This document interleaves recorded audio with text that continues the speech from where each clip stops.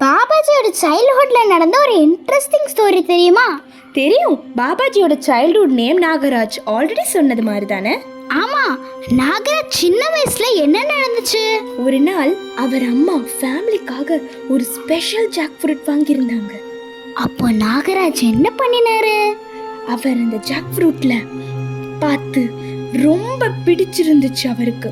அதனால அதுல ஒரு பெரிய பகுதியை அவரே சாப்பிட்டாரு. அம்மா பார்த்தது என்ன சொன்னாங்க? அம்மா கொஞ்சம் கோவப்பட்டு அவர் திட்டாங்க. ஏன்னா அந்த பழம், அந்த பெரிய பீஸ் எல்லாருக்கும் ஷேர் பண்றதுக்காக வச்சிருந்தது.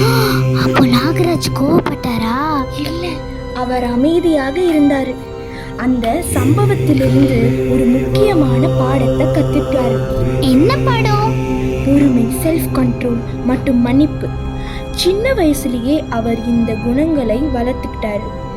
அதனாலதான் பின்னாடி ஒரு பெரிய ஸ்பிரிச்சுவல் மாஸ்டர் ஆனார்ல. ஆமா, சின்ன வயசுலயே இருந்து அவரோட விஸ்டம் மற்றும் ஸ்பிரிச்சுவல் குவாலிட்டிஸ் வெளிப்படுத்திட்டாரு. இந்த ஸ்டோரியில நமக்கு என்ன லெசன் கிடைக்குது?